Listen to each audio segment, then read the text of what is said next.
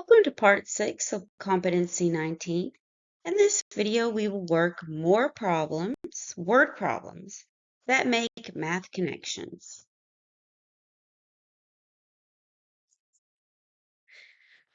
Number 4, Part B. In an algebra class, students are using their graphing calculator in a self-discovery to demonstrate the fastest way to solve a system with the two equations. What is the solution to the system? Okay, you may have noticed, and correctly, I might add, that this is almost the same question in the prior video, Competency 19, Part 5. There is one major difference. The x's are squared. This completely changes our approach. We must approach this in a more traditional manner. So we look at it and we know that we have to eliminate those x squared first. How do we do that? Well, we multiply the second equation by minus 3. Okay, so we'll write down the first equation as is. We're not changing it. Not a big deal. Okay, now the second equation, he has to be changed by distributing in the minus 3. So we change the x squared to negative 3x squared. Then we have negative 21y. Then we have minus 39 is equal to 0. Okay? You can verify that with your calculator. I kind of already knew those in my head. Now what do? Subtract as usual. So we have 0. Then we have minus 23. Well, you're going to say, how do you know? Well, put in your calculator. If you're testing, put everything in your calculator. Don't believe your brain. You get tired. Minus 23. Now what do we have? We have 10 minus 21, and that is negative 11y. Okay? Our next step is to divide by, or no, not divide. We're going to create a zero pair with plus 23 on both sides. This becomes negative 11y and 23 on the right side. Now we divide by the negative coefficient 11. Negative 11, we divide by that on both sides. Now, what do we do here? Well, we have this here. I'm going to highlight up above also because that became a zero pair. Now, this negative 11 over negative 11, if you don't know why we mark those out, that is becoming, it's equal to an understood 1. That becomes 1, so it can go away. We don't need to write down the 1. So that gives us a solution for y that is negative 23 over 11. Now we use this value to substitute back into the second equation. So let's do that substitution.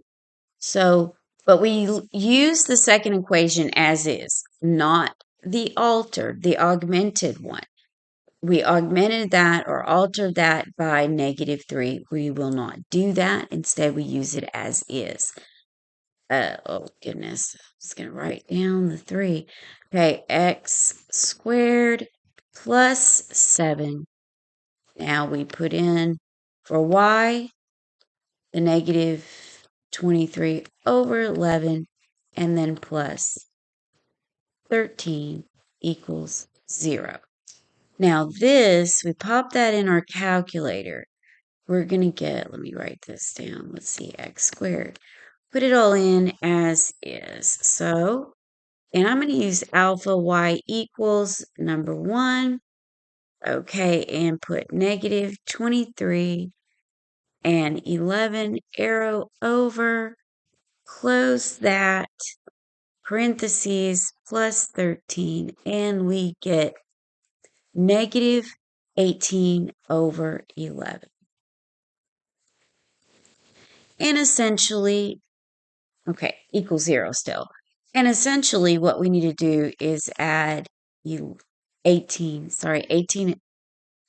over 11 to both sides, just like you were taught when you were younger. That's what we're doing here. I'll put a line there so you see the difference of what we're doing. Oh, no. I don't want a line there. I want a line under that. Goodness. Okay, so we take that fraction, 18 over 11, because we need to do some zeroing out. Okay, now what do we have? Well, 18 over 11. And then we have x squared on the other side because we've created our zero pair with that fraction of negative 18 over 11, or rather you can say 18 over 11 minus 18 over 11 equals 0. Okay, now we need a value for x. The only way to get that value is to put both sides under the square root. Okay, great. That leaves us an x equals the square root of 18 over 11. Let's see if we can go. Yeah, we have some more room. That 18 over the 11. Okay. Now, that is a solid answer. It is an acceptable answer. And there's just one issue. And actually, I should erase this and tell you. It's not just the square root of 18 on its own. That's technically invalid. The truth is, it's positive negative the square root of 18 over 11. That is an acceptable answer, and that will explain a lot. Let's go back to our answer choices. Well, we knew from our value here, this value of y, we could see that it's negative, so that immediately gets rid of b. Then you go to C. Well, none of C works. Then you go to D, and you're like, okay, maybe D, maybe A.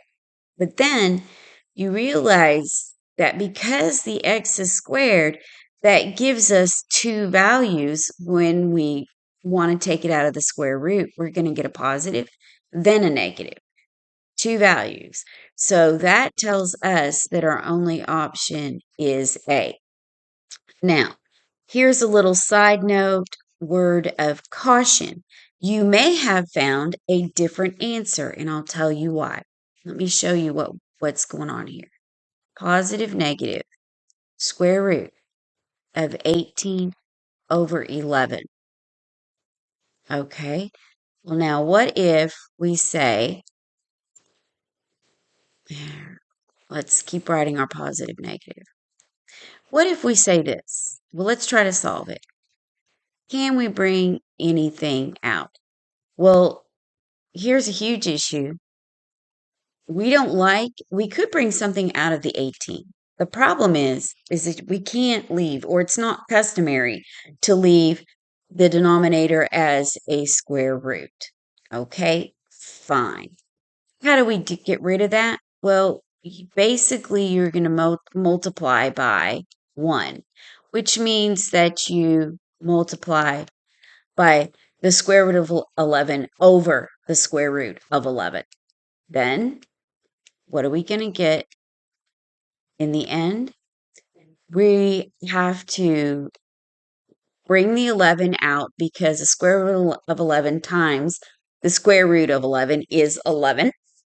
And then we multiply. Essentially, we will multiply the 18 times 11. But what is 18 times 11? That is 9 times 2 times 11. And quickly you see 3 times 3 is 9. So in the end, you may have seen this value, 3 square root of 22 over 11. So this may have been also an answer option. Either way, for us, the only option we had was A. All right, number 5. Use the pattern below to answer the question that follows. Okay, and here's our pattern. Okay, let's notice some things. Looks like they're counting from 101 up to 200. And then they're showing how if you just take 100 and as you keep adding 1, 2, 3, counting, then we end up with the pattern of this value here, all of these values here being added, and then we end up with 100 plus 100. Anyway, that pattern, it threw me.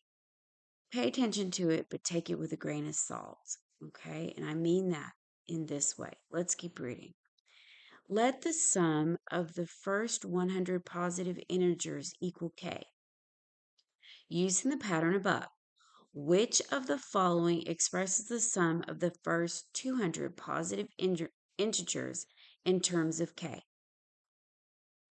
That is the key, reading that part of the question. The first time I did that, I was so annoyed. I was paying more attention to the pattern and not the instructions, okay? We need to get our summations. From our summations, we will see a pattern emerge.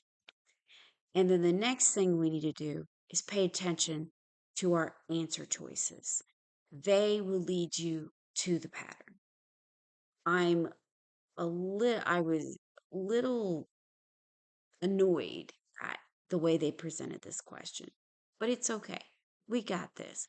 Let's start summing some things up. They want us to sum up the 100. Okay? So what do? You need to push alpha, window, and our sum. See where it says summation is our number 2, and it's all ready to set up. This is how you do it. You push X, and then it's going to go over. We want to start with number 1. How do we know that? Because they start with number 1, okay? And that's pretty much the standard thing to do. Sometimes we start with 0, but our pattern tells us to start with 1. So that's what we're going to do. Now, what are we summing up first? The 100. Okay? Now, you just need to put in X. It will just put your values in X. And anyway, that's the way it works. And I'll show you. Let's put X in, enter. That is the number that we need. Okay? So that means K equals the 5,050. Okay? Now,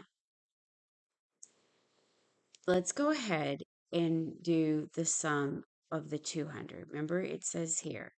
And then it wants us to put this in terms of K, which seems weird, but we have a K, so we're good. All right, so let's arrow up and grab that so we don't have to push buttons again. And then we can just go over and just type in a 2. See where my cursor is blinking? Type in a 2, push enter again. That's our next value. Okay, here's the thing. This is different, okay? You may not see the pattern right away. Okay, so let me help you out. Okay. All right, let's look at our 2 things on our calculator where we summed. The first thing that we summed was 100, okay? 2, or I'm sorry, not 2. Okay, wait. Okay, 50 times 100. Okay, that's 5,000 plus 50. Where did I get that from? Okay, so what do we got here? Oh, this is what we, okay, I'm not doing very well with these colors, am I? Let's put my 0 back in there. Okay, come on. Okay, all right. This guy was what we summed up. Look at, that's this right here. Okay, all right. Now, where did I get this 50? Okay, look at what I have over here. In the pattern, we have the 100, but it's plus 2 times 50. That's where I got the 50. So take your 50, there's your 50. Okay. And that equals, right? 5,000 plus 50. So this is like the first 50 is like K1. And then this will be our next K. All right. We're going to use it in the pattern. But what is the pattern? Well, what did we sum up? We summed up the 200. Okay. So what are we going to do? On the next one, I'm going to say this implies what? That we have 50 times 200 plus what? We'll go back to what we had here. 2 times the first K. All right, so let's say 2 times our K. What is our K? 5,050. Okay? Just look at the pattern and look at what's happening. I did not see that right away. The only thing that made me see it were my answer choices. That's what gave me the realization. I worked through the answer choices. Okay. Now, what does this actually equal? What are we going to have? We're going to have 10,000 plus, what is this in parentheses? It's a K. All right. And what option does that give us? D. I recommend that if you are lost with this, stop the video, write this down, and really play around with it and work with it. And then you'll start to see it took me a while to see. I saw it and it was intuitive, but you kind of have to see the pattern that's working and build it. And then I tried to build it further, which was very difficult, but I managed to finally get it.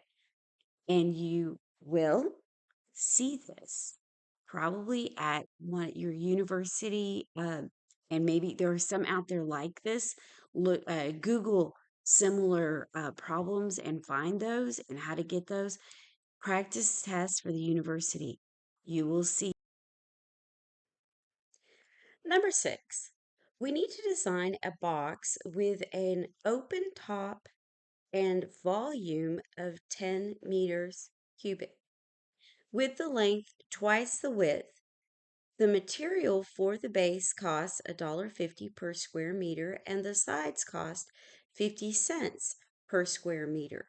What are the approximate dimensions of the box with the lowest cost? Okay, before we begin, I need to set up the fact that X equals W for width. And the reason I'm doing that is because our answer choices use length, width, and height. So let's keep to what they're doing. But when we use our calculator, we will need to use the X. Okay, in our word problem, it says our length is twice the width. So we know that this is 2W. Okay, and remember to keep in mind that height is the same all the way around the box. Okay. Okay, so now what we need to do is talk about, let's begin with our constraint. Okay, our constraint.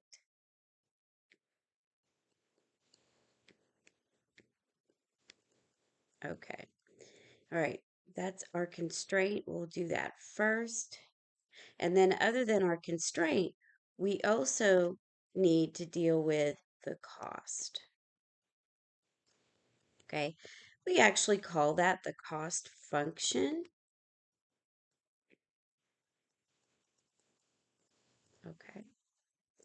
Okay. So let's take a look at what that really is. All right. We're going to change our color. Okay. All right. So for our constraint, that is our volume, which is given to us. So we do know the equation for volume. Volume is V equals our length times our width times our height. Okay, but we do know the actual numeric value for the volume, and that is 10. Okay, and that equals the length, but the length is 2W. Okay, times our W, our width, then times the height. Okay, we can clean that up.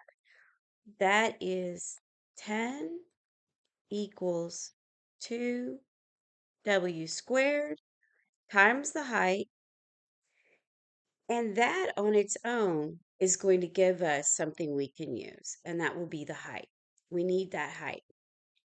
I wouldn't use that for your width, and I'll show you why in a minute, but let's go ahead and leave it like that. And then we can see what we do and don't need. Okay. All right. So let's separate this out here. Okay. So we have our constraint.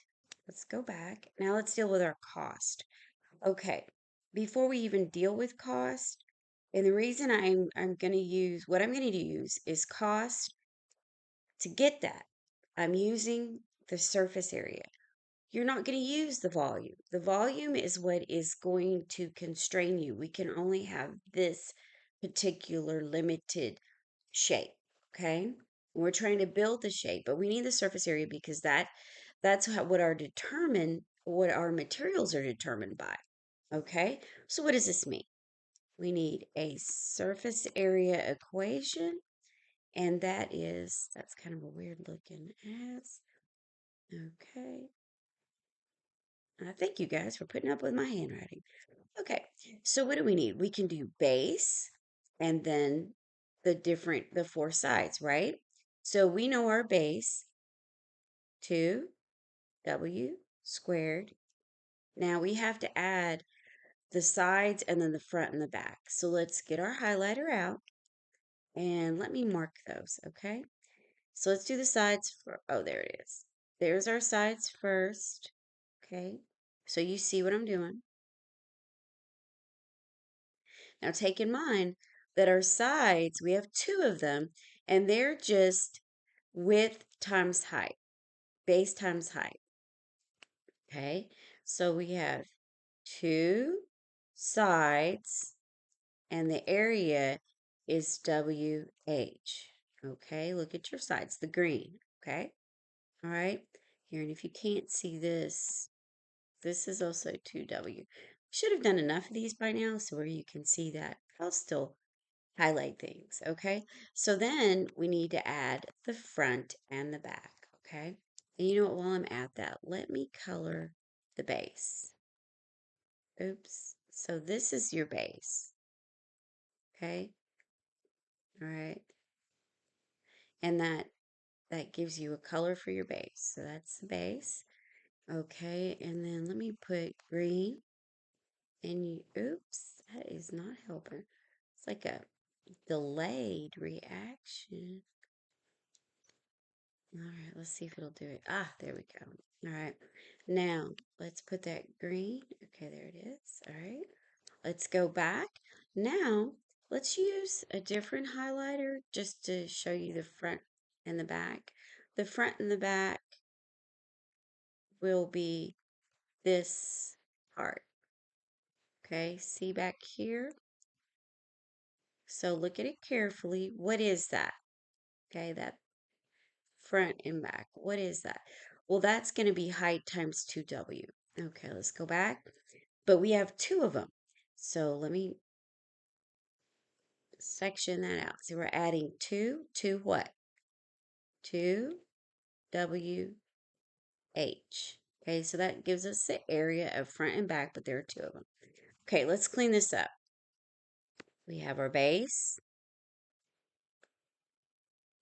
Okay, plus, now here, let me put yellow on that so you can see where it all goes. Okay, all right.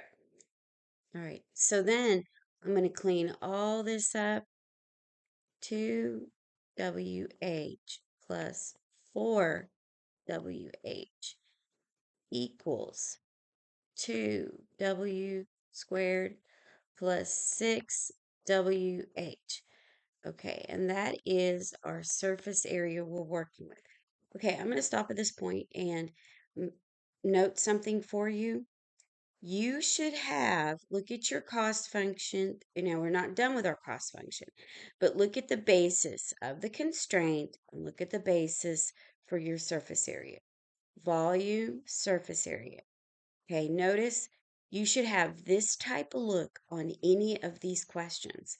I've done several, and no matter what, using the numbers that are given, this is what what it's going to look like, basically.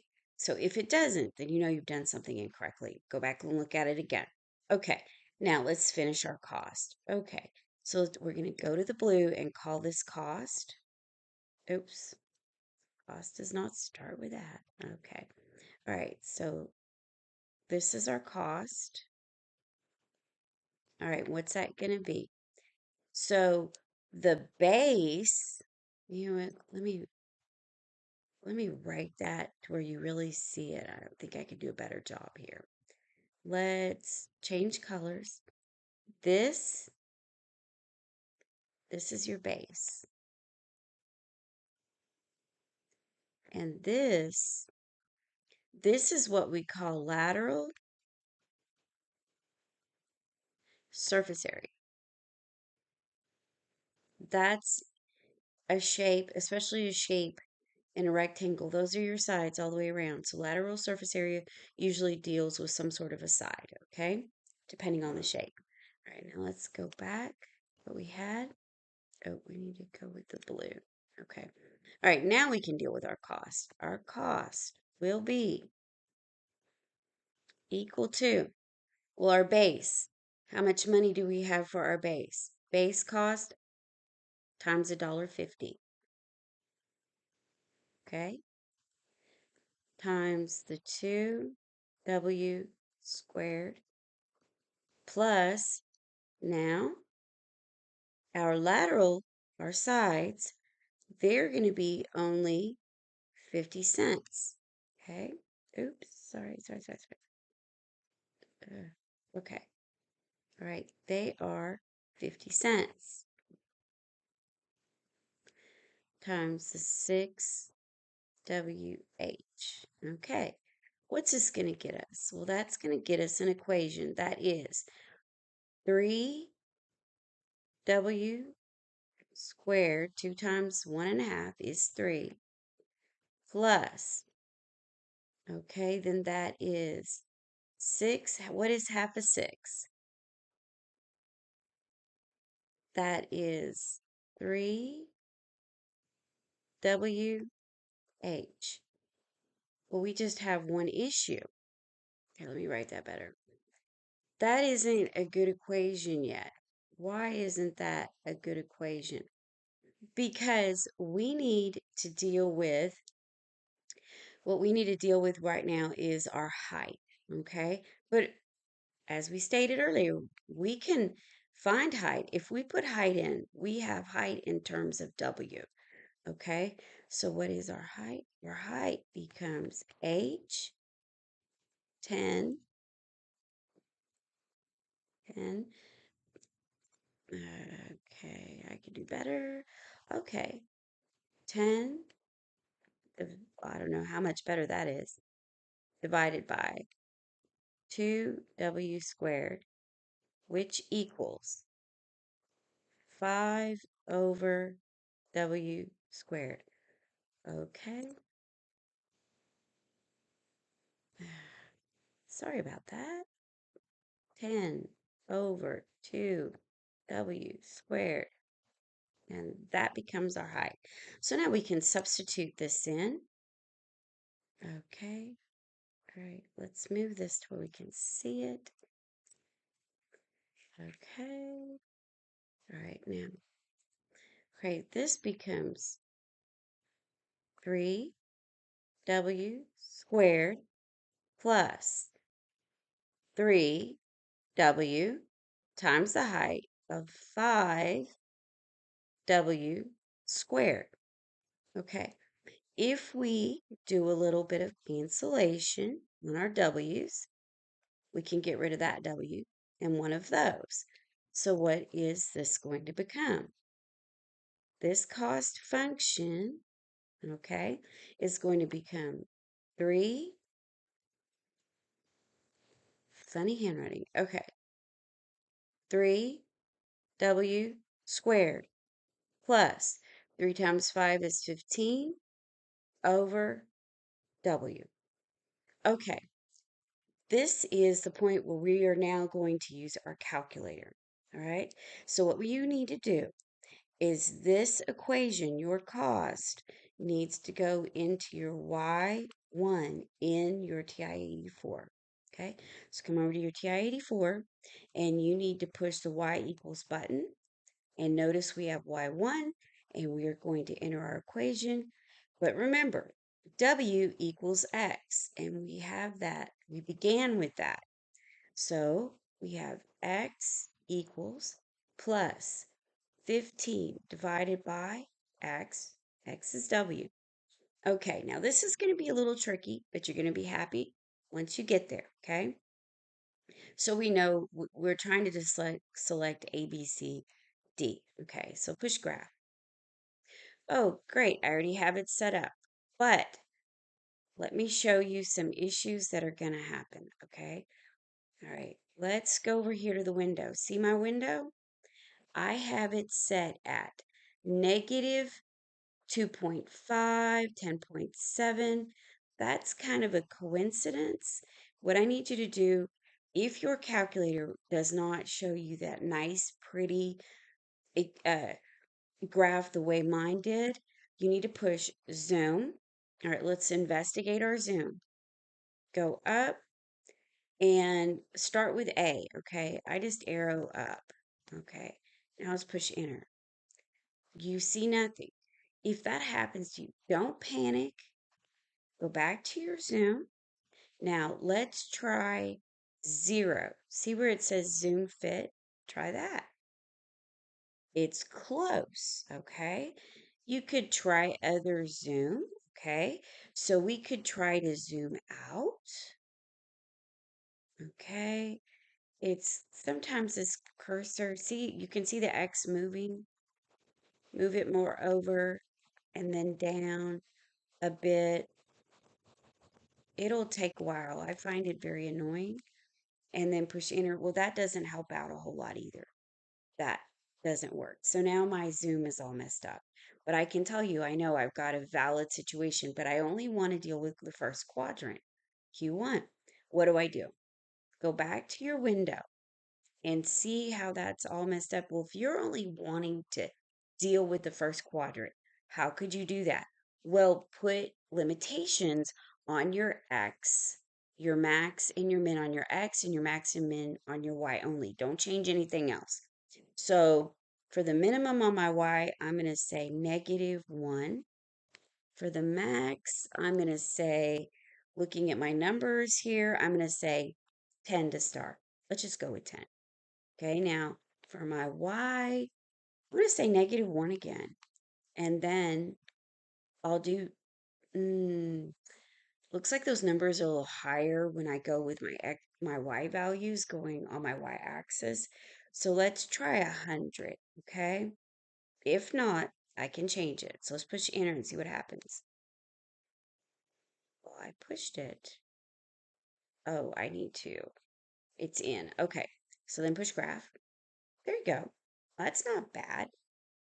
It's pretty decent. I mean, I could change that up a little, but at this point, I could just trace that. It's pretty nice looking. Now, what I had earlier, if you want to see what I had earlier, we can move over to one. Let's see, I had one. The minimum was -2. And then for the maximum of the X, I put 5. So I got it earlier. Okay. And then for my Y, I put in -10 as a minimum. Okay. And then, oh, 75. 75 for your Y max. Okay. Push enter so you know it takes. Push your graph. Okay. See, that's closer to what I had earlier. It's up to you. You can play with it. I just wanted to take the time to show you that just because it doesn't show up right away doesn't mean that you don't have something valid. Okay, now let's do trace. Notice it's right there on our curve, and let's get as far down as we can. How can we figure that out? Where do we need to be? Where our x is at 1.5. That's one of our options for width. See here in the middle, this right in here. Okay, I'll box it off and then I'll erase it later. Okay, so let's move over. I'm going to arrow over and see, yeah, I can go down. So I know 1.5 isn't going to work. That isn't the minimum.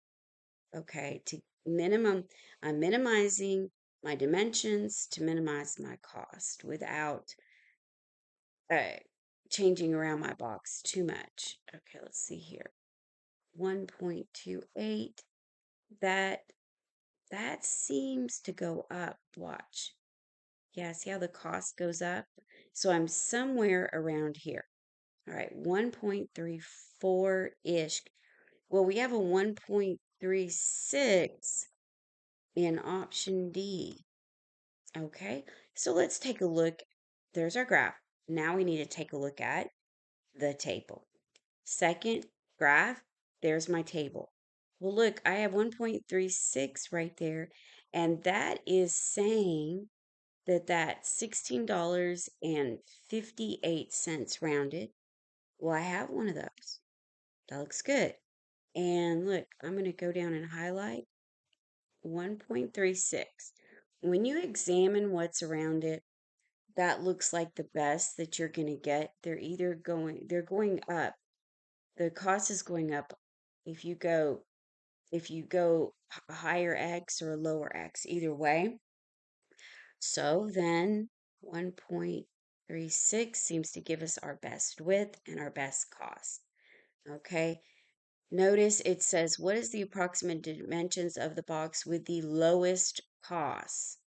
Okay. Well, 1.5 doesn't give us if we go with 1.5 meters, okay, that's going to give us an even higher cost. So looks like C, B, and A are not options anymore. But let's verify, okay? How do we do that? We are going to have to back out, do a little basic math. Let's take 1.36 times 2. That was our length. I'm looking at length right here. Okay, remember, it was 2 times W. So times 2, enter. Yes, that checks out. I'm going to change colors here. This checks out. This checks out. My length, my width. Let's see if our height checks out. That's 5 divided by, remember, W squared. Okay. 5 divided by, what was our W squared? 1.36. Square it, press enter, and yes, that also checks out. So D is our final option. Okay, that took a little bit of work, but in the end, take a look at it, stop the video, rewatch it, and play with your calculator. And then when you see these come up on a practice test, now you know what to do. Okay, guys, this will be the last question in this video. And again, I thank you so much for putting up with me and watching the videos. I really hope your testing goes well.